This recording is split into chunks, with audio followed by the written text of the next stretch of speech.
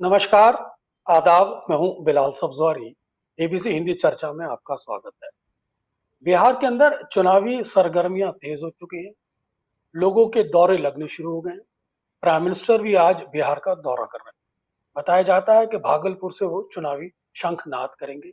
वहीं किसानों को वो किसान सम्मान निधि योजना के माध्यम से 22 करोड़ रुपए भी किसानों के खाते में ट्रांसफर करेंगे। इससे पहले बजट के माध्यम से बहुत सारी योजनाएं बिहार को दी गई। माना यह जा रहा था कि नीतीश बाबू भारतीय जनता पार्टी छोड़कर, एनडीए छोड़कर आरजेडी का साथ संभाल लेंगे। लेकिन आज की ताजा खबर यह है कि नीतीश बाबू भी प्राइम मिनिस्टर के साथ इस कार्यक्रम में शामिल होंगे। आखिर प्राइम मिनिस्टर की क्या योजना है, वो किस तरह से बिहार को जीतना चाहते हैं, वो किस तरह से बिहार की राजनीति को साधना चाहते हैं, इस विषय पर आज हमारे साथ खास मेहमान मौजूद हैं। सुरेश कौटेचिल जी, जिनके अनुभव, जिनकी राजनीति की दुनिया कायल है। जब वो बोलते हैं तो दुनिया सुनती है। हम उनसे जानने की कोशिश करेंगे प्राइम मिनिस्टर किस स्ट्रैटेजी से बिहार में आगे बढ़ रहे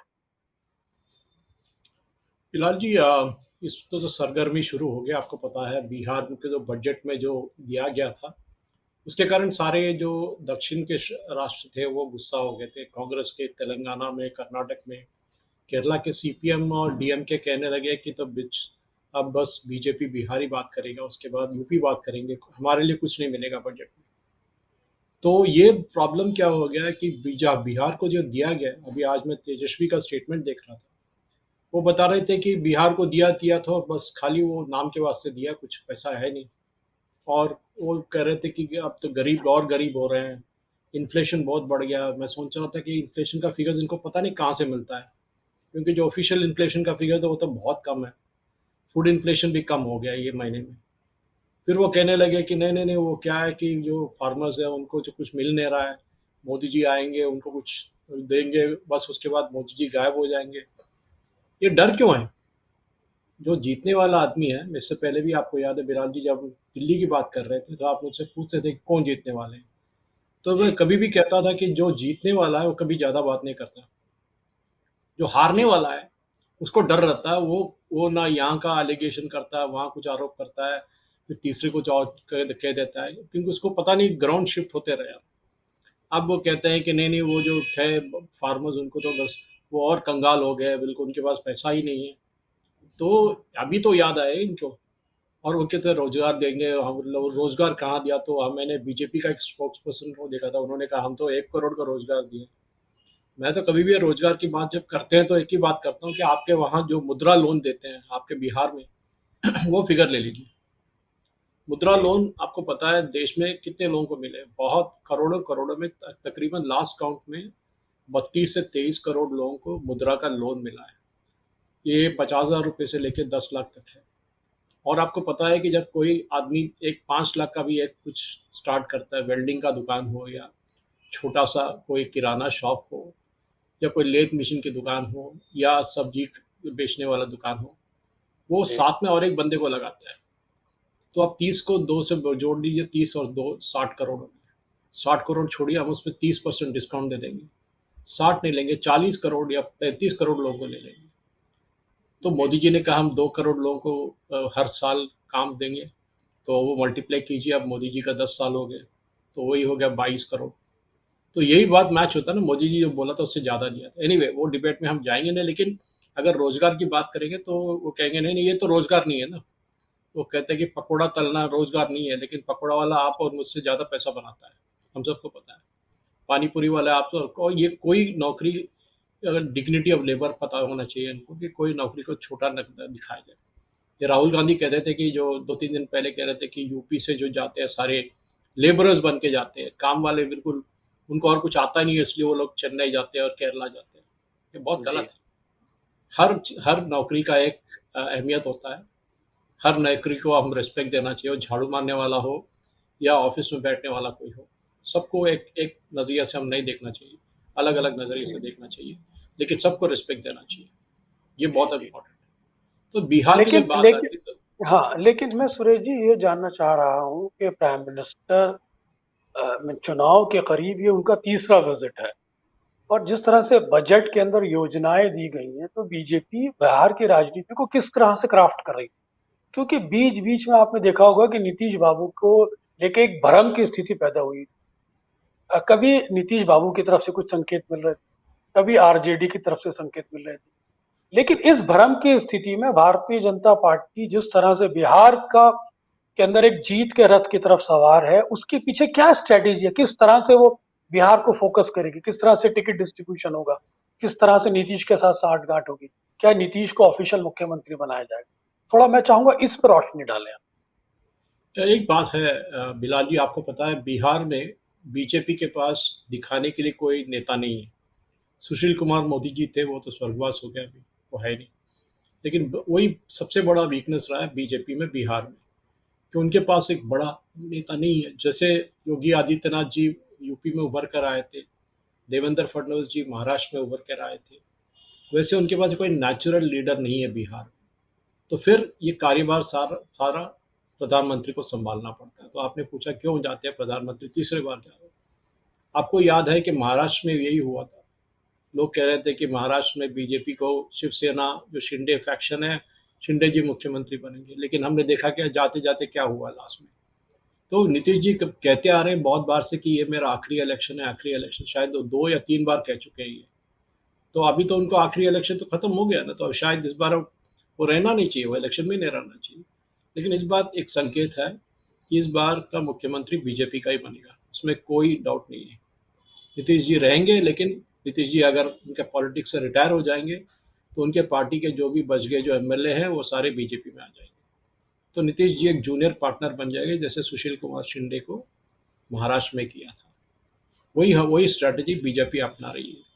बजट की बात कर रहे थे आपके, बजट में बीजेपी ने बिहार के लिए बहुत कुछ दिया, हमने देखा, हाँ जी दिया। वो तो यही है ना कि डबल इंजन सरकार की जब बात करते हैं, बोलते हमें वोट दीजिए। दिल्ली में देखिए हमने क्या किया, जिस दिन शपथ ग्रहण से पहले हमने यमुना की सफाई शुरू कर दी। यही बात है ना। तो लोगों को क्या परसेप्शन कहते हैं अंग्रेजी में, और परसेप्शन में क्या होता है, ये जीतने वाले हैं, इतना बड़ा काम कर रहे हैं, इतना अच्छा काम कर रहे हैं, चलो हम निकल जाते हैं, हम इनके साथ काम करेंगे या हम वोट करेंगे इनके साथ। यही बात होती है ना। तो जी। बीजेपी का यही है, स्ट्रैटेजी है कि बिहार में डेवलपमेंट दिखाया जाए। क्योंकि अभी तेजस्वी कह रहे थे कि 20 साल से तो आपकी ही सरकार है, आपने क्या किया। वो भूल गए कि बीच में उनका भी सरकार था। आपने क्या किया। लोग बिहार को इतना नीचे क्यों दिखाते हैं। पहले हम बीमारू स्टेट्स की बात करते थे, बिहार हो, उत्तर प्रदेश हो, मध्य प्रदेश हो, सारों को मिला के हमने एक बीमारू बना दिया था। लेकिन वो बीमारू से आगे निकल गए। उत्तर प्रदेश का आप जीडीपी देखिए, स्टेट जीडीपी, वो टॉप 3 में है। ऐसे कैसे हो गया कि यूपी आगे निकल गया। यूपी तो इतना बड़ा एक स्टेट है, 22-23 करोड़ लोगों का पॉपुलेशन है वो। तो यही बात है कि अगर आप डेवलपमेंट चाहते हैं तो कैस्ट से भी निकलना पड़ता है। बिहार में अनफॉर्चुनेटली क्या होता है, यादव, कुर्मी, वो ये सब कैस्ट नीचे उतर जाते हैं, कैस्ट पे इलेक्शन लड़ा जाता है। तो जी। नेचुरली टिकट डिस्ट्रीब्यूशन भी वही होगा। अब कैस्ट से बाहर निकलना चाहिए, क्योंकि बहुत दिन हो गया बिहार को। लोग नीचे तो दिखाते हैं कि बिहार के लोग कुछ काम के नहीं है, बिहार में कुछ होता नहीं है, बिहार में कोई डेवलपमेंट नहीं है। लेकिन बिहार को दिखाना चाहिए कि हम भी डेवलपमेंट दिखा सकते हैं, हम भी डेवलपमेंट कर सकते हैं। और यूपी को एक एग्जाम्पल लेना चाहिए कि इतना बड़े जी। राष्ट्र को योगी आदित्यनाथ जी कैसे संभाल रहे हैं। महाकुंभ चल रहा है, इतना बड़ा एक महाकुंभ चल रहा है, उसका जो माइन्यूट अरेंजमेंट है, ठीक है वहाँ छुटपुट घटनाएं हुई, लोग स्टैम्पेड हुआ था, वो सारे हुआ था, उसमें कोई शक नहीं। लेकिन ओवरऑल मैनेजमेंट देखिए, अगर आप पहले बिहार और यूपी को कंपेयर करेंगे तो लॉलेस, किसी को कोई अपहरण किया जाता था, किसी को भी जी। पूरे बाहुबलियाँ चलते थे वहाँ। अभी क्या हो गया वो, अभी सारे पुलिस वालों को बताया गया भैया आपका नौकरी लाइन पे है, अगर आप काम नहीं करेंगे तो नौकरी नहीं रहेगी आपकी सुबह। यही बात। तो बिहार जी। में भी डेवलपमेंट आना चाहिए बिलाल जी। और बिहार के लोग भी सोचना चाहिए कि हम कैस्ट के पॉलिटिक्स या लालू का जो कैस्ट पॉलिटिक्स था उससे आगे हटकर हम डेवलपमेंट चाहते हैं। बिहार को एक डेवलप स्टेट की तरह दिखाना चाहते हैं। हाँ, बिहार में लेकिन बहुत ये सारा बात हाँ, आप ठीक कह रहे हैं सुरेश जी कि अब वो समय नहीं है कि आप अब जातीय राजनीति या सांप्रदायिक राजनीति करें। अब समय आ गया कि बिहार को विकसित करने की जरूरत है। लेकिन बिहार की राजनीति का चरित्र सुरेश जी देखिए कि जाति आधारित चरित्र है। भारतीय जनता पार्टी के नेता आप देख रहे होंगे, गिरिराज किशोर, वो समय समय पर वहां पर कुछ ऐसी बयानबाजी करते हैं जिससे ध्रुवीकरण होता है। तो क्या उत्तर प्रदेश की मानिंद वहां नीतीश को मारकर आरजेडी के सामने कोई ध्रुवीकरण की राजनीति करने की कोई आप संभावना देखते हैं इस बार? वो हो सकता है। सी लोकल लेवल पे अगर गिरिराज सिंह जी, आज भी मैं उनका एक स्टेटमेंट देखा था, लालू के ऊपर वो कुछ उल्टा टिप्पणी कर रहे थे वो, जैसे तेजस्वी और लालू ने कुछ कहा था तो उसके खिलाफ। वो लोकल लेवल पे चलता है, लेकिन जब मोदी जी आते हैं, ठीक है, जब लोकसभा का इलेक्शन हुआ था मोदी जी ने भी कुछ स्टेटमेंट किया था, तो मोदी जी ने अलग किया था, एक है तो सेफ है, और दूसरे लोग कहते हैं बटेंगे तो कटेंगे। दोनों चल रहा था, आपको याद है ना। लेकिन जी अगर जी आप जी एप्पल टू एप्पल कंपैरिजन जो हम इंग्लिश में कहते हैं, तो उसको हम हरियाणा लेना चाहते हैं। हरियाणा भी कैस्ट बहुत बड़ा फैक्टर है, आपको पता है, जाट जी वर्सेस नॉन जाट वहाँ बहुत चलता है। और हमने देखा था कि हुडा साहब को तो मुख्यमंत्री बना ही दिया था कांग्रेस ने। उसके कारण क्या हुआ, पूरे एकजुट हो गए बाकी ओबीसी कैस्ट और वोट किया बीजेपी के लिए। और जी आज अंग्रेजी में जैसे कहते हैं रेस्ट इज हिस्ट्री, हमने देखा था क्या हुआ। जो इलेक्शन बीजेपी बीजेपी वाले भी सोच भी नहीं सकते थे कि हम जीत सकते थे, बीजेपी ने जीत दिया। तो हम्म, कैस्ट इक्वेशन जब आप खेलते हैं तो बहुत बारीकी से खेलना चाहिए उसको, कोई ओवर द टॉप नहीं करना चाहिए। आप हम्म, बहुत टिकट डिस्ट्रीब्यूशन हो जो भी हो, अगर आप सिर्फ कैस्ट पे ही खेलेंगे, फिर वही हाल होगा जो हरियाणा में कांग्रेस के साथ हुआ था। और यहाँ एक जी प्रॉब्लम क्या है, यहाँ प्रॉब्लम है कि यहाँ दोनों कोalition है, एक तरफ आरजेडी और कांग्रेस, और दूसरी तरफ जेडीयू और बीजेपी। जी स्ट्रेट फाइट नहीं है यहाँ। हम देखते हैं कि जी जहाँ भी स्ट्रेट फाइट होता है कांग्रेस और बीजेपी के बीच में, बीजेपी जीत जाती है। जी जी लेकिन जब अलायंस पार्टनर आते हैं तो समाजवादी पार्टी होगा यूपी में, डीएमके हो गए तमिलनाडु में, झारखंड मुक्ति मोर्चा होगा झारखंड में, कांग्रेस जूनियर पार्टनर बन जाता है। जी तो लास्ट टाइम इनको याद ही मुझे याद नहीं है, लेकिन 10 सीट का फर्क था बीजेपी और आरजेडी के बीच में। जी तो इस बार क्या होगा, बीजेपी के 100 सीट के ऊपर जाएंगे, जीडीपी ज्यादा सीट पे अपना दाव लगाएंगे इस बार, मुझे लगता हाँ। क्योंकि अब हम्म, बीजेपी वही करेंगे जो उन्होंने महाराष्ट्र में किया था। एक एक कैलकुलेशन हरियाणा का होता कैस्ट बेस्ड, दूसरा कैलकुलेशन होगा कि जो जूनियर पार्टनर जो मुख्यमंत्री बन के बैठे हुए हैं, उनको उनको हम्म, सही जगह दिखाया जाएगा, बताएगा भैया आपने बहुत कर लिया, अब आप रिटायर हो जाओ, नवीन बाबू के जैसे चले जाओ बस चुपचाप, हम स्टेट को संभालेंगे। और यही शायद हम्म, होने वाला है हरियाणा बिहार में। लेकिन फिर वही प्रश्न उठता है कि मुख्यमंत्री कौन बनेंगे।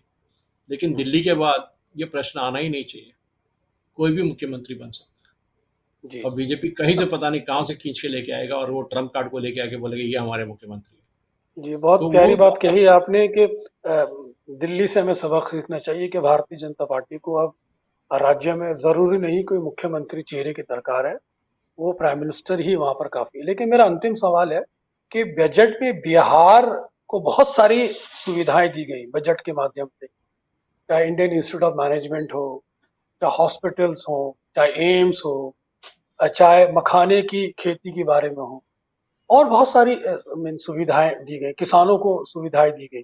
लेकिन इसके साथ साथ बंगाल में भी चुनाव है, वहां पर भारतीय जनता पार्टी को भी स्ट्रगल करना पड़ रहा है, वहां पर भी बंगाल में भी चुनाव जीतना चाहती है, लेकिन वहां पर ये सुविधाएं बजट के माध्यम से नजर नहीं आई।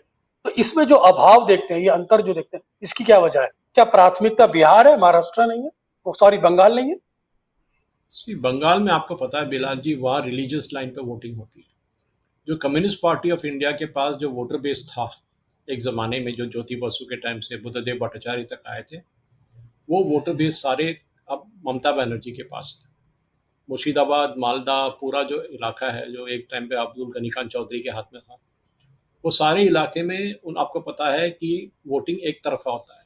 गोरखालैंड की तरफ अलग होता है वोटिंग, कलकत्ता और उसके जो आसपास के है 24 परगनास, वहाँ अलग वोटिंग होती है।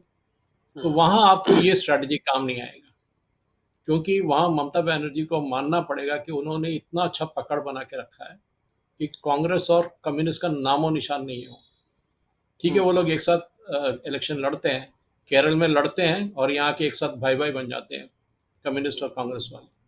लेकिन यही बात है कि उनको पता है वेस्ट बंगाल में बीजेपी को एक प्रॉब्लम क्या है। बीजेपी एक ज़माने में पीक कर गया था 2014 और 2019 के इलेक्शन के टाइम, लेकिन हम्म, बीजेपी ने अपने कार्यकर्ताओं को हाथ छोड़ दिया था उनके। वो बहुत बड़े गलती किया बीजेपी ने, वो और एक डिबेट में बात कर सकते हैं हम, कि कैसे जी जी बीजेपी ने उनके कार्यकर्ताओं को बिल्कुल अलग छोड़ दिया, उनके ऊपर हमले हुए, कम टीएमसी वालों से बहुत सारे लोगों को मौत के घाट उतार दिया गया लोगों ने। तो ऐसे बहुत सारे इंसिडेंट हुए थे बंगाल में। यही चीज़ है, इसीलिए हुआ कि बीजेपी के सारे कार्यकर्ता डिप्रेस्ड हो गए थे कि हमें देखिए, हमें हमारे पीछे खड़ा नहीं कोई, हमें कोई देखने हम्म, वाला नहीं, पुलिस के केस लग रहे एक केस के बाद एक केस, हमें कोई बाहर निकालने के लिए नहीं है। तो यही हाल है कि जो tiger Raja Singh old city Hyderabad में करते हैं कि उनके जो सपोर्टर्स है, एक भी सपोर्टर के ऊपर पुलिस का केस लग जाए, राजा सिंह पूरा उनका पूरा लीगल टीम बना देता है कि उसको बाहर निकालो हम्म, किसी भी हाल। तो हम्म, क्या होता है, जो कार्यकर्ता है उसको एक कॉन्फिडेंस आ जाता है कि भैया मेरे पीछे कोई खड़ा है। वो नहीं है बंगाल में। तो बीजेपी को हम्म, बंगाल में आप कुछ भी दे दीजिए, सोना भी दे दीजिए, एक एक किलो सोना एक एक फैमिली को, फिर भी नहीं, बीजेपी जीत नहीं पाएगी, उतना ईजी नहीं है। क्योंकि एक तो हम्म, रिलीजियस कॉम्बिनेशन आपको पता है, बीजेपी के हम्म, खिलाफ जो रिलीजियस कॉम्बिनेशन है जो खड़ा है, आसाम में भी वही इश्यू है। आसाम में अगर आप हम्म, देखा जाए एआईयूडीएफ है, फिर भी बीजेपी जीत जाती है। लेकिन फिर जी, भी जो 24 कॉन्स्टिट्यूंसी असेंबली कॉन्स्टिट्यूंसी जो जहाँ एआईयूडीएफ का पकड़ है, वहाँ बीजेपी जीतना नामुमकिन है बिल्कुल, फिर भी जीत जाती है। कहीं कहीं ओवैसी को लेके आओ, ओवैसी वोट काट के लेके जाता है 10%, बीजेपी जीत जाती है। हमने अभी भी देखा था हरियाणा इलेक्शन में क्या हुआ, तो उसके बाद अभी दिल्ली के इलेक्शन में हमने देखा था बीजेपी ने हम्म, कैसे ओवैसी का बहुत यूज कर लिया, या ओवैसी के जो वोट काटने के टैक्टिक से बीजेपी को जीत पाई थी। हम्म, जी, लेकिन बिहार को जो दिया गया वो स्पेसिफिक है कि बीजेपी को पता है कि ये स्टेट तो हमारे पास है, इसको हम जीतना है, हमें जीतना है, तो हम बीजेपी का आपका एम्स की बात करें, एयरपोर्ट का भी था, कोई एयरपोर्ट जी, भी जी, अपग्रेड करने वाले थे, तो बीजेपी करेंगे, जरूर करेंगे। वेस्ट बंगाल को वही बोलेंगे, भैया हम आपको भी देंगे, आप एक डबल इंजन सरकार बना दो। लेकिन जो दिल्ली में हुआ वो शायद बिहार में होगा, लेकिन बंगाल में होना तो मुझे लग रहा है बहुत कष्ट है, बहुत कठिन है। क्योंकि हम्म, उतना इजी नहीं है, ममता बनर्जी शरद पवार की तरह नहीं है, वो एक फाइटर है, मानना पड़ेगा, वो छोड़ेंगे नहीं। और जो जी, कम्युनिस्ट जी, वालों को वो आगे आने भी नहीं दे रहे हैं कि वो जी, कहीं वो ना आके वोट काट जाए उनके, इसके लिए। जी। तो सही कह रहे हैं सुरेश जी कि बिहार की राजनीति और पश्चिम बंगाल की राजनीति में काफी अंतर है। बिहार की राजनीति के अंदर एक ध्रुवीकरण की संभावना है। आने वाले समय में ये बात ठीक है, बिहार की राजनीति में भारतीय जनता पार्टी के पास सुशील मोदी के बाद अब कोई मुख्यमंत्री जैसा चेहरा नहीं। लेकिन प्राइम मिनिस्टर खुद अपना आप में एक चेहरा है, जिसके उदाहरण आप दिल्ली से समझ सकते हैं कि किस तरह से बिना मुख्यमंत्री के वहां चुनाव जीता। वहीं पश्चिम बंगाल के आने वाले समय में भी भारतीय जनता पार्टी के लिए मुश्किल जरूर है, लेकिन रोड मैप साफ है। कुल मिलाकर कहा जा सकता है कि प्राइम मिनिस्टर बिहार के अंदर एक सधी हुई रणनीति के साथ आगे बढ़ रहे हैं। जिस तरह से प्राइम मिनिस्टर वहां तीसरी विजिट कर रहे हैं, ये बताता है कि आने वाले समय में भारतीय जनता पार्टी बिहार की राजनीति में नीतीश बाबू को समाप्त कर कर अपना वर्चस्व है कायम कर लेगी। और इस बार जो आने वाले समय में अगर भारतीय जनता पार्टी नीतीश बाबू का कोई कॉम्बिनेशन जीता है, तो मुख्यमंत्री भारतीय जनता पार्टी का ही होगा। सुरेश जी, आपने हमसे बात की, बहुत बहुत शुक्रिया। आपने जिस खूबसूरती से हमें बिहार की राजनीति, महाराष्ट्र की, साथ साथ वेस्ट बंगाल की राजनीति और दिल्ली की राजनीति पर रोशनी डाली, उसके लिए आपका एक बार फिर दिल से आभार। दर्शकों से मेरा निवेदन है कि एबीसी चैनल को सब्सक्राइब करते रहें, सभी प्लेटफॉर्म पे इसको शेयर करते रहें, और साथ ही साथ अपने विचार कमेंट बॉक्स में हमें निरंतर प्रदान कराते रहें। धन्यवाद। एबीसी हिंदी न्यूज, आज ही जुड़िए हर खबर के साथ।